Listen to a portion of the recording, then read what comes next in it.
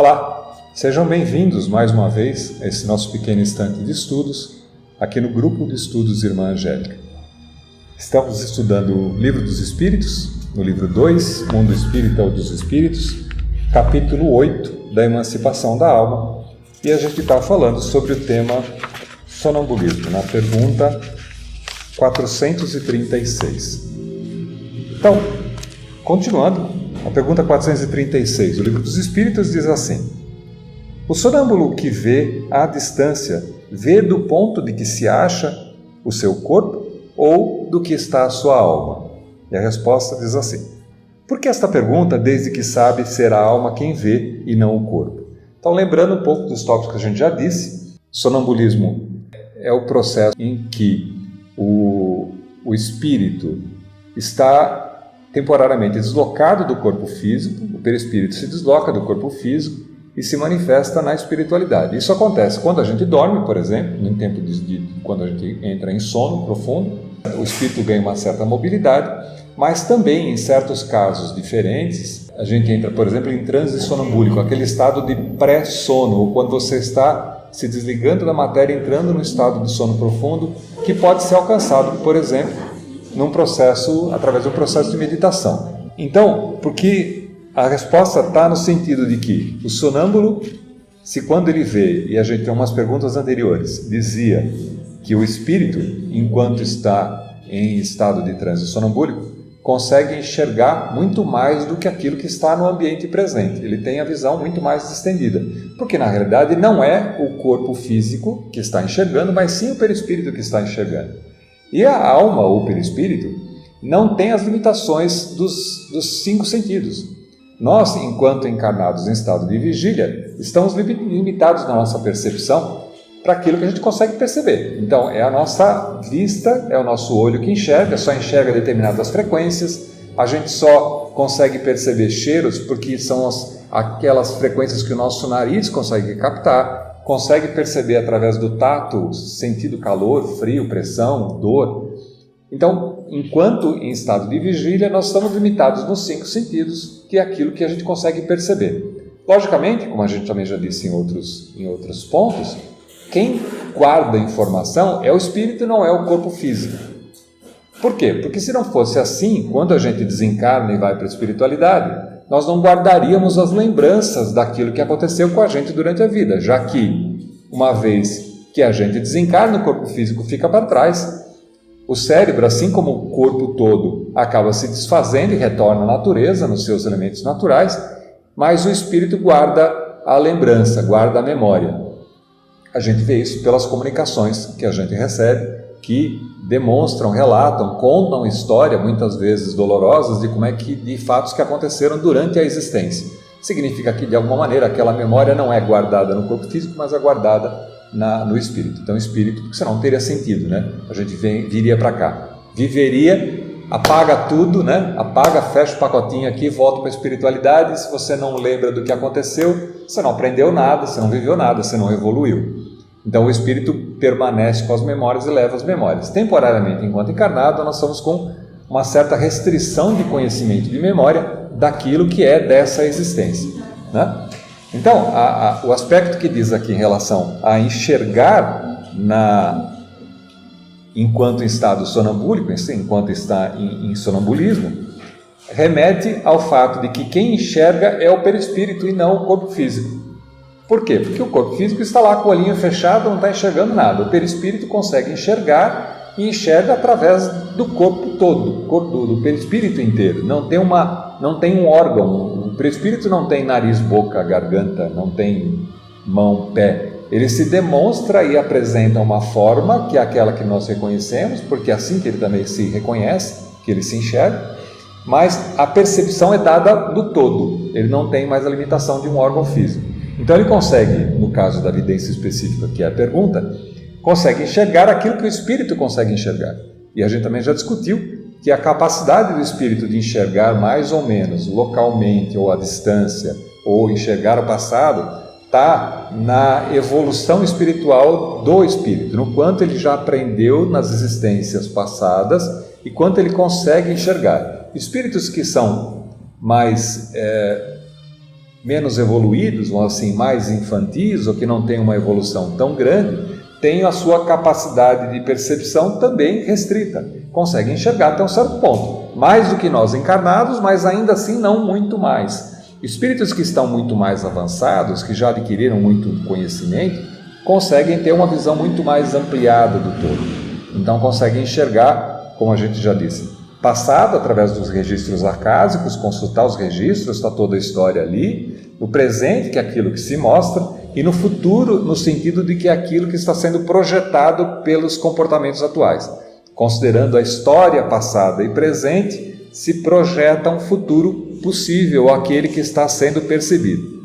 Se fosse possível prever o futuro, olhando por esse aspecto, não existiria livre-arbítrio, porque se o futuro está todo definido, qualquer decisão que eu tome agora não vai ter efeito nenhum, porque o futuro já está escrito. Então, o futuro que se fala, quando se consegue observar através, por exemplo, da mediunidade de evidência, é sempre um processo de projeção em relação ao aprendizado feito até aqui. Novamente, repetindo, como eu já disse, se você conhece alguém que está bebendo demais e você diz para a pessoa, olha, cuidado, você vai ter cirrose desse jeito, você vai acabar passando mal porque a bebida vai te fazer mal. Você está fazendo uma evidência. Você está projetando o futuro com base no comportamento atual. Quer dizer que vai morrer de cirrose? Não, se você parar de beber agora e começar a se modificar o seu comportamento, não, você não vai sofrer disso. É esse o mesmo aspecto da evidência. A diferença que tem é do quanto o espírito consegue enxergar a distância para frente e quanto nós, enquanto encarnados, limitados, conseguimos fazer certas previsões. Né? Então essa é a diferença. Então a evidência no tempo, principalmente quando fala no tempo futuro. Pergunta número 437. Posto que o que se dá nos fenômenos sonambúlicos é que a alma se transporta, como pode o sonâmbulo experimentar no corpo as sensações do frio e do calor existentes no lugar onde se acha a sua alma, muitas vezes bem distantes do invólucro? Ou seja, o perispírito se deslocou do corpo físico. O corpo físico aqui pode ter arrepios, ou pode ter sensações, ou suor, ou perceber situações que são do ambiente onde o perispírito está nesse momento, que ele se deslocou para um outro ambiente.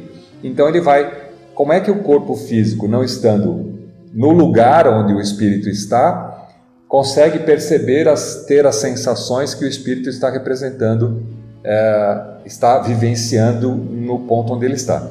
Resposta: a alma, em tais casos, não tendo deixado inteiramente o corpo, conserva-se-lhe presa pelo laço que os liga e que então desempenha o papel de condutor das sensações. Quando duas pessoas se comunicam de uma cidade para outra, por meio da eletricidade, esta constitui o laço que lhes liga os pensamentos. Daí vem que confabulam como se estivessem uma ao lado da outra. Logicamente, a gente tem que considerar que o Livro dos Espíritos foi escrito em 1853, essa época aqui. Isso parece até ridículo nos dias de hoje, já que a gente avançou muito. As comunicações já não dependem mais da eletricidade, são frequências que são colocadas no ar através do telefone celular, não é preciso mais fio ligar. Isso se remete ao tempo em que as comunicações aconteciam por uma ligação elétrica. Era um telefone de um lado com linha ligada a um outro telefone do outro lado e um sinal elétrico que passava de um lado para o outro. E as pessoas se comunicavam como se estivesse, quando você está falando com o telefone com alguém, é como se você estivesse conversando com a pessoa aqui. Essa metáfora que ele faz em relação ao sentimento, à percepção do perispírito, é a mesma. O perispírito, estando em um determinado lugar, ele continua ligado ao seu corpo físico. E nessa situação, ligado fisicamente. O espírito nunca se desconecta do corpo físico. Sempre permanece ligado a um cordão fluídico que mantém, que é elástico, independente da posição onde o espírito vá, continua existindo aquela ligação fluídica com o corpo material. Tanto é assim que se alguém está dormindo e você vai lá e cutuca e pede para acordar, a pessoa acorda. Por quê? Porque nesse momento que você cutuca o corpo físico, o espírito, independente de onde ele esteja, retorna para o corpo físico para poder te responder, porque senão ele diz assim, está desligado, não adianta você cutucar aqui porque não tem ninguém do outro lado que está desligado. O único momento em que acontece uma desconexão completa é no momento do desencarne. Quando a gente desencarna, então existe um processo de separação e corte ou quebra desse cordão fluídico, de maneira que o perispírito possa então se deslocar para a espiritualidade, para a erraticidade, mantendo o corpo físico aqui no mesmo lugar que ele está. Então, mesmo num sono, num transe sonambúlico, o espírito continua à distância ainda ligado à matéria. Como existe essa ligação, as vivências que o espírito está tendo, embora o espírito, cabe se lembrar que o espírito não sente nem frio nem calor, porque ele não tem as sensações do corpo físico que nós temos aqui, mas tem as sensações emocionais, ou seja, explicando um pouquinho, como é que um espírito pode reclamar de dor, por exemplo, se ele já não tem mais o elemento através do qual a dor se manifestava? Por exemplo, um espírito que estava muito doente aqui, com uma doença crônica, e tinha um problema físico aqui, que lhe causava dores, né? Quando ele se desencarna, ele se desloca para a espiritualidade, não existe mais a ligação com o corpo físico. Então, o motivo da doença, da dor, não existe mais na espiritualidade. Por que muitas vezes ele continua manifestando aspectos de dor? Porque muito mais emocionalmente ele está ligado ao fato que ele tinha enquanto encarnado do que na realidade na existência da dor. A dor é muito mais psicológica do que física, não existe mais uma dor física. Então, o espírito que está deslocado, vivenciando num outro lugar, uma certa região, pode, enxergando uma cena de neve, por exemplo, se imaginar com frio, porque ele lembra o que é a sensação do frio em contato com a neve. Então, ele pode, nessa situação, se sentir frio. E aí, então, como emocionalmente, psicologicamente, o espírito está tendo essa sensação, o corpo físico pode manifestar na outra ponta aquela sensação que o espírito está vivenciando. Mas só para a gente lembrar que assim, as coisas não estão desconectadas, o espírito, independente de onde ele esteja, continua ligado ao seu corpo físico, e o corpo físico pode manifestar as sensações que o espírito está tendo por um aspecto psicológico. Não porque porque não está frio aqui está calor e eu posso estar com o corpo gelado aqui. Por quê? Porque a minha sensação psicológica do outro lado está com essa sensação, né? Vale lembrar também que, mesmo enquanto encarnados em estado de vigília, nós podemos ser induzidos a ter uma sensação, por exemplo, de calor ou de frio, simplesmente por estimulação psicológica. Se você começar a dizer que, nossa, está esfriando, não está? Você pode induzir a pessoa a começar a sentir frio e sentir arrepio, imaginando que está frio, mesmo não estando, né? Nós somos influenciáveis psicologicamente, ou começar a sentir calor e suar, porque no final das contas não é o nosso corpo físico que está sentindo, mas é a nossa mente que está induzindo um estado, né? Só para poder fazer um reforço aqui de indicar que na realidade o Senhor Supremo das sensações é a mente ou a consciência, e é ela que acaba manifestando. Embora, logicamente, se tiver frio você vai sentir frio, porque a temperatura aciona o teu corpo físico, os sensores que você tem no teu corpo físico, fazendo com que essa informação chegue para o teu espírito, né? Pergunta número 438. O uso que um sonâmbulo faz da sua faculdade influi no seu estado de espírito depois da morte? E a resposta? Muito, como o bom ou mau uso que o homem faz de todas as faculdades com que Deus o dotou. É lógico. Se nós estamos falando aqui, e o tema aqui é especificamente sobre o sonâmbulo, aquele que está num estado sonambúlico, aquele que está em transe sonambúlico, né? O uso que ele faz da faculdade enquanto ele está nesse estado modifica o estado do espírito? Sim, do mesmo jeito que tudo que a gente faz durante a vida modifica ou altera o nosso estado futuro quando desencarnados.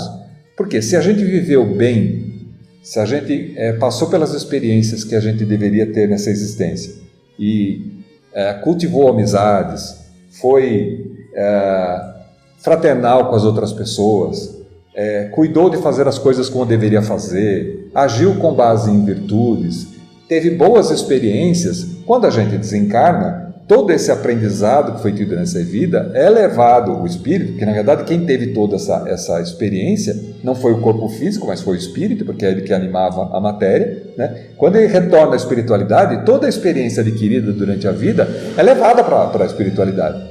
Então ele é um ser que tinha história antes e continua tendo agora mais a história dessa existência. Então ele acumula todas as sabedorias que ele adquiriu, todas as existências. Se você adquiriu numa vida, por exemplo, você desenvolveu a capacidade de pintar, você fez um curso de pintura e começou a se dedicar muito para isso, começa a pintar, pintar, pintar e vai melhorando, vai melhorando, vai melhorando.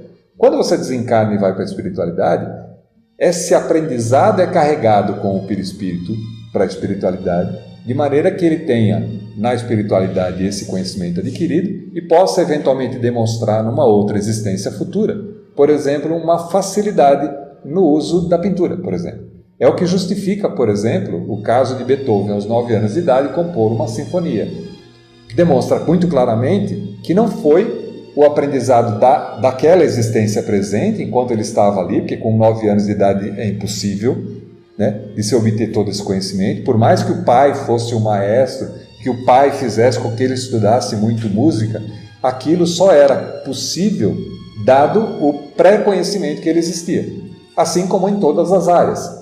Eu costumo colocar isso claramente, exemplificando de uma outra maneira. Cada um de nós tem uma certa facilidade, alguns com matemática, outros com língua portuguesa, outros com línguas estrangeiras. Cada um de nós tem uma certa facilidade e algumas penalizações. Né? Fala, puta, não gosto de matemática de jeito nenhum, não gosto de português, nossa, não me dou bem com química.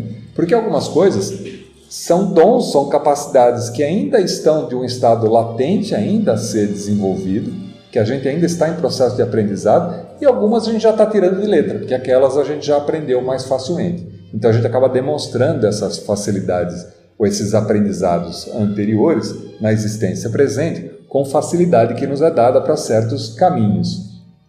Isso mostra o quanto variado é o acúmulo de experiências que cada espírito tem. Cada um de nós teve N existências, N vidas diferentes, com possibilidades diferentes de aprendizado, com experiências diferentes.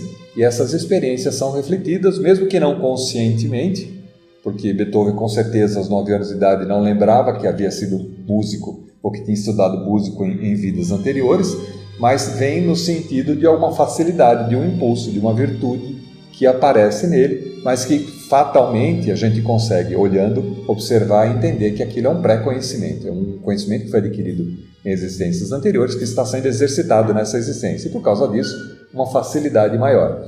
Tem gente que muito facilmente aprende a tocar um instrumento e muito cedo sai tocando instrumento. Isso é notório, a gente consegue perceber em certas crianças certas facilidades, o que significa que fatalmente algum contato ela já teve anteriormente, por isso torna a facilidade para essa existência. É só para poder rechear um pouco essa história. Bom, a gente encerra com isso o tema sonambulismo e a gente continua então com outro tema na sequência, que também faz parte do capítulo 8, que fala sobre êxtase. Então, eu fui buscar no dicionário o exato termo, qual que é o conceito de êxtase, para a gente ter claramente o que a gente entende como sendo êxtase. Então, diz assim: arrebatar-se, desprender-se subitamente, sair de si, elevar-se, do grego êxtase, pelo latim tardio êxtase, ou êxtase, do jeito que a gente escreve. Sentimento de prazer, expressão tanto utilizada para descrever o orgasmo como o transe resultado da meditação. Ou seja, é um estado fora de si, é um estado de alegria, um estado de felicidade muito diferente do estado normal. Um estado de êxtase é um estado que você... Não é à toa que o remedinho lá aquela droga tenta simular e tem esse nome, porque coloca o cérebro numa posição diferente, numa frequência diferente, para simular essa sensação de prazer e de deslocamento do corpo. Vamos ver o que o Livro dos Espíritos fala sobre isso, né? Então, pergunta número 439, diz assim: que diferença há entre o êxtase e o sonambulismo? Que a gente acabou de estudar. Então ele diz assim: o êxtase é um sonambulismo mais apurado. A alma do estático está ainda mais independente. Ou seja, é um processo de deslocamento, por isso se parece com o sonambulismo, é ganhar mobilidade, mas é um estado mais apurado, no sentido que o perispírito alcança uma frequência que lhe traz sensações muito mais ampliadas do que aquelas sensações de simplesmente o deslocamento da matéria. A possibilidade mais, como a gente falou no sonambulismo, quando a gente se desloca da matéria, o espírito percebe e amplia suas capacidades, já que ele não tem a limitação dos órgãos físicos, percebe muito mais, mas num estado estático, exático, ele entra numa capacidade muito maior de percepção. Então, a avalanche de informações que o ser, num estado de êxtase, alcança é muito maior. Então, pergunta número 440 diz assim: o espírito do estático penetra realmente nos mundos superiores? Quer dizer, ele alcança muito mais evoluídos, muito mais bem-aventurados do que aqui, né? E a resposta: vê esses mundos e compreende a felicidade dos que o habitam, donde lhe nasce o desejo de lá permanecer. Há, porém, mundos inacessíveis aos espíritos que ainda não estão bastante purificados. Em alguns momentos a gente falou sobre isso. A capacidade do espírito de mobilidade está limitada ao seu grau de esclarecimento, ao seu grau de evolução. Ele consegue alcançar mundos que têm uma frequência, por similaridade, próxima à dele. Mas em algumas situações diferentes, isso a gente vê bastante comum na literatura espírita, é um ser em estado errático, na erraticidade, pode ser levado às vezes por seres mais evoluídos, por mentores, por auxiliares, às vezes para lhe demonstrar um estado mais feliz ou para levar numa situação que lhe faça algum exercício de aprendizado, ele é levado para um mundo mais evoluído. E aí, na medida em que ele é levado, ele não é desse mundo, mas ele é levado temporariamente a conhecer esse mundo, esse estado estático que se apresenta é um estado de bem-aventurança, de perceber que as vibrações muito mais evoluídas, muito mais puras, muito mais elevadas, trazem nesse ser um estado de desprendimento, um estado de euforia, um estado de felicidade muito maior do que aquele que ele até então havia sentido, né? Então, essa é uma das situações, das possibilidades do espírito chegar lá. Mas, logicamente, se ele não tem aprendizado suficiente, se ele não tem elevação, certos mundos mais evoluídos são, de uma certa maneira, impossibilitados que ele chegue lá. Porque você imagina se acontecesse de pegar um espírito que está muito atrasado, muito preso à matéria ainda, e colocar ele no meio dos bem-aventurados, daqueles que estão muito mais evoluídos, que bagunça que ele ia fazer lá. Então não dá para imaginar que um ser que não tenha aprendido, que não saiba se comportar, por exemplo, chegue num mundo mais evoluído e possa por lá permanecer. Lógico que na medida em que você... E a gente vai fazer um paralelo aqui, o texto diz assim, que querendo lá permanecer, né, entrando num estado mais evoluído e querendo lá permanecer. É lógico. Se você é levado para um estado muito mais feliz daquele que você convive, você não querer voltar para casa, né? Você fala assim, não quero voltar, quero ficar aqui mesmo. Aqui está muito melhor, aqui é muito melhor do que eu ia, né? Quando você, por exemplo, se você vive numa casa e você é levado a visitar uma outra casa, um outro bairro muito mais bonito, a casa muito mais confortável, com todos os luxos da vida que a vida pode proporcionar, você fala, nossa, quero morar para cá, quero ir para cá, não quero ficar lá. Quero voltar para a minha casa, né? Aqui está muito melhor. Essa é a sensação relativa que a gente pode colocar nesse espírito que está em estado estático, visitando mundos mais superiores, né? Pergunta número 441.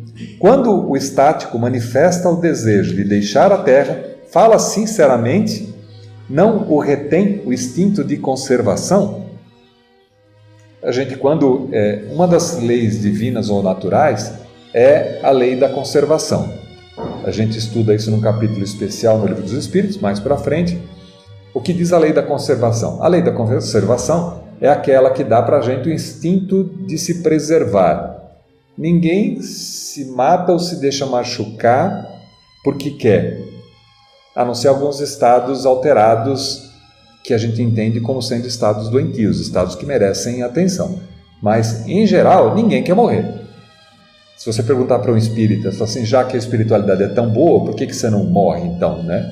Eu falo assim, não, eu não quero. Eu falo assim, eu tenho, tá bom, lá me diz que é bom, eu estou vendo aqui, lá deve ser muito legal, mas não tenho pressa não. Eu falo assim, quando chegar a hora eu vou, mas enquanto não for a hora, esse é o instinto de conservação, é a lei da conservação. Então a lei da conservação tenta nos manter no estado atual, enquanto a lei, outras leis complementares, por exemplo, a lei da destruição, nos leva a um estado de destruição no sentido de desconstrução daquilo que existe agora. Então essa força entre conservação e destruição que nos leva, por exemplo, a ter uma vida finita em um determinado momento. As nossas energias físicas vão diminuindo, e a gente morre. Porque assim é natural da vida. Então, são essas forças contrapostas que vão levando a gente durante a nossa existência, fazendo com que a gente tenha um certo prazo de validade, a gente tenha um certo tempo de vida na Terra. São leis naturais, contrárias, antagônicas, mas complementares, que de uma certa maneira se contrapõem para poder manter o equilíbrio. O equilíbrio não é um estado parado, o equilíbrio é um estado dinâmico. O equilíbrio é um estado onde você está ao mesmo tempo para a direita ou para a esquerda. Você só anda porque você se desequilibra. Porque se você ficar parado no equilíbrio, você vai ficar parado, você não vai andar. Então, você precisa provocar o desequilíbrio para começar a andar. Você desequilibra e põe o pé para frente. Aí você arruma o equilíbrio de novo. Desequilibra e põe o outro pé para frente. Arruma o equilíbrio de novo. Equilíbrio. Então, o desequilíbrio é necessário o tempo todo e demonstrado por algumas filosofias, por exemplo, como a filosofia do taoísmo, aquela roda que tem o yin e o yang, que vão se complementando, se modificando o tempo todo. Aquilo é a busca do equilíbrio através do desequilíbrio constante. Então, é o tempo todo uma transformação, uma modificação, buscando um equilíbrio. É isso que nós somos. Nós somos isso o tempo todo. Então, quando ele diz da lei da conservação, ele está dizendo o seguinte: se o estático se manifesta o desejo de deixar a Terra, ou seja, quando você faz uma visita num lugar desse, que é tão melhor, tão maravilhoso em relação aqui, existe o desejo de você continuar por lá e não voltar, né? Como é que afeta, então, o desejo, o instinto de conservação, fazendo com que ele retorne para cá e continue a sua existência aqui? Senão qualquer um de nós que em espírito alcançasse um estado desse, corta, né? Desliga, quero ficar por lá mesmo, não quero voltar mais para ter aquelas encrencas que eu tenho para que eu voltar para cá. Eu tenho um monte de problema para resolver aqui, né? Se eu entrasse no estado, fosse me possibilitado escolher ficar num estado mais feliz ou voltar para o estado de conquista, de luta, de uma certa maneira, dificuldades que a gente tem aqui enquanto encarnados, a gente escolheria ficar do outro lado e acaba essa história por aqui mesmo. Então a lei da conservação faz esse jogo, fazendo com que a gente retorne. E o livro dos Espíritos responde assim a essa questão. Isso depende do grau de purificação do espírito. Se verifica que a sua futura situação será melhor do que a vida presente, esforça-se por desatar os laços que o prendem à terra. Como é que a gente se esforça para desatar os laços que nos prendem à terra? Num processo de evolução em cima das virtudes. Quando a gente se desliga uma explicação um pouco mais concreta e mais simples. Quando a gente tem uma dedicação muito grande dos nossos esforços em vida para ter os prazeres que a matéria nos proporciona, então quais são esses prazeres que a matéria nos proporciona? O sexo, a comida, o álcool e todos os outros que são prazeres que a possibilidade material nos dá, né? Se a gente se esforça demais e só em alcançar esses prazeres, em usar todos esses prazeres a vida inteira, a nossa força física se destrói. Então, e a ligação é muito mais com a matéria do que com a espiritualidade. Quando a gente abre mão desses prazeres, quando a gente começa a criar processos de regulagem desses prazeres, a gente não está dizendo assim, então eu não vou comer mais, porque se comer é gostoso, então eu não quero mais. A gente passa a ter uma visão tipo do Opus Dei. Então vamos nos martirizar, vamos usar os flagelos, vamos nos flagelar porque a matéria prende o nosso espírito. Então se eu flagelo a matéria, eu estou favorecendo o espírito. Não se trata disso. De novo, a questão do equilíbrio. Se trata de usar conscientemente e equilibradamente as possibilidades que a vida material nos dá. Se Deus possibilitasse que nós tivéssemos os prazeres materiais como sendo um castigo, ou seja, para nos prender aqui, Deus estaria sendo muito sacana, né? Porque não seria Deus. Se Deus é bondade, amorosidade, Ele é perdão, Ele tem toda a sabedoria que existe no universo, Ele estaria dando para a gente lidar com um aspecto da vida que seria a nossa condenação, porque a gente estaria definitivamente condenado na existência material. Ele permite que essas capacidades sejam dadas porque elas fazem parte da vida. Nós devemos utilizar e apreciar as coisas boas que a vida dá. O problema está no equilíbrio. Se você come e você gosta de comer, ok, você gosta de comer. Agora, se você come demais, o que acontece? Se você é viciado em comer, você acaba prejudicando o teu corpo físico e vai sofrer através das doenças que isso vai causar na tua vida material e sofrer por conta disso.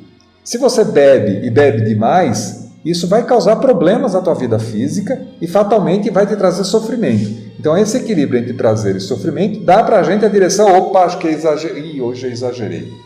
Amanhã eu preciso, eu vou fazer um jejuzinho amanhã, porque hoje acho que eu exagerei, eu preciso dar uma equilibrada nessa situação. Então esse controle vai nos dando esse direcionamento. Quando a gente aprende a controlar isso, quanto mais... E tem uma coisa bastante interessante, quanto mais velhos a gente vai ficando, quanto mais a gente vai chegando do processo, porque assim, entendam, né? Quanto mais velho nós estamos chegando, mais perto do fim. A cada dia que a gente vive, mais perto da morte nós estamos. Isso é óbvio, né?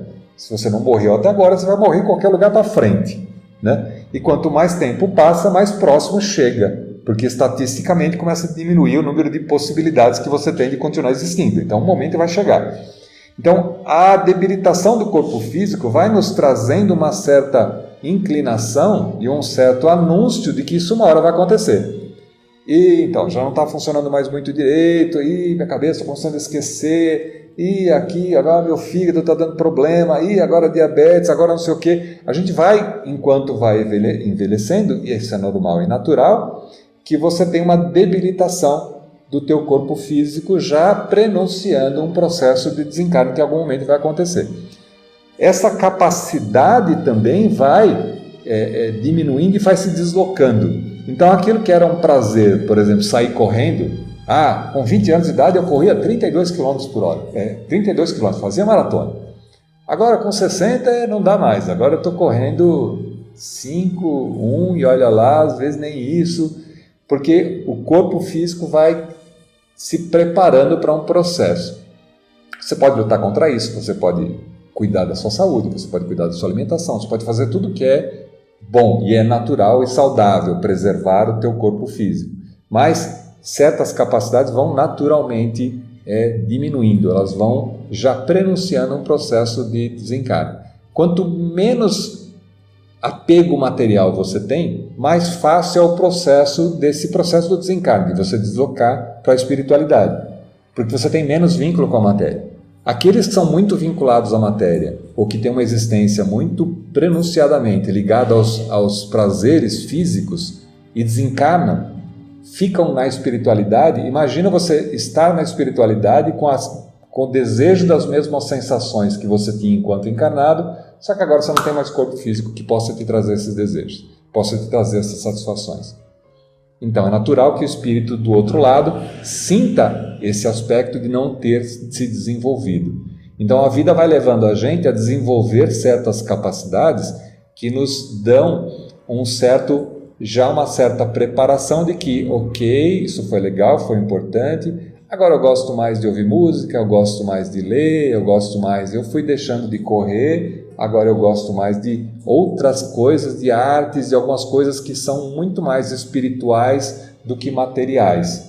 A gente vai se adaptando para essa existência, criando uma certa possibilidade que vai nos preparando para um processo natural e normal. E eu costumo dizer sempre, assim como o dia nasce e ao meio-dia está no pico do sol, no pico da iluminação, e depois do período da tarde começa a baixar a luz, preparando para a noite, até o pôr do sol e entrar no escuro, indicando que findou-se um ciclo, né? E que amanhã vai nascer um ciclo novo, zerinho em folha, permitindo com que a gente passe por esse ciclo novamente, e que indica para a gente, o nosso próprio corpo físico, quando começa a afindar a luz do sol, nosso corpo físico começa, através dos hormônios, já se preparar para um processo de descanso também, para poder baixar as energias e começar a se preparar para um processo de descanso. O cortisol, a mudança do cortisol no nosso corpo vai trazendo a questão do sono, preparando, né? Essas questões são dadas em tudo. Então, a nossa existência de uma maneira grande, se a gente pensar na nossa vida toda, é como se fosse um processo desse. finito, com início, meio e fim e com renovação, um processo que se renova o tempo todo. Isso começa a trazer para a gente uma claridade bastante grande da lógica divina e de como isso é bonito, quanto é tão bem, com a engenharia dessa solução divina é divina, né? Pergunta número 442. E se deixasse o estático entregue a si mesmo, poderia sua alma abandonar definitivamente o corpo? A resposta? Perfeitamente, poderia morrer. Por isso é que é preciso se tornar, chamá-lo a voltar, apelando para tudo que o prende a este mundo, fazendo-lhe sobretudo compreender que a maneira mais certa de não ficar lá, onde vê que seria feliz, consistiria em partir a cadeia que o tem preso no planeta terreno. É a história de que quando... Lembra que nessas situações onde ele está falando do sonambulismo, do estático, a gente está colocando da mediunidade sendo manifesta, de o ser estar deslocado da matéria, convivendo num mundo mais feliz. Então, nessa situação, é chamar o fulano de volta e falar, amigo, volta para cá, você tem conta para pagar, você tem família para cuidar, você tem coisas aqui, você tem que trazê-lo de volta, se ele insistir muito em querer ficar lá. Né? Se ele tem consciência, quanto mais consciência o espírito tem, mais sabe, ok, mas eu preciso voltar, isso é muito legal, passear aqui foi muito bom, mas eu tenho obrigações, eu tenho ainda um compromisso a realizar, eu preciso voltar. Então ele volta naturalmente. Quando isso começa a ficar muito, fala assim, não, como criança, você começa a agir e fala, não, aqui está muito bom, vou ficar aqui, não quero voltar mais. É preciso que quem está guiando o trabalho, fala, não, fulano, volta para cá, porque você precisa voltar, olha aqui, ó, você tem coisas aqui para resolver. Né? Até que seja o seu momento específico de desencarnar. Bom, a gente fica por aqui, a gente retorna então na próxima sessão para a continuidade do termo desse assunto do êxtase. A gente está falando do Livro dos Espíritos, no livro 2, Mundo Espírita ou dos Espíritos, capítulo 8, da Emancipação da Alma. Até lá!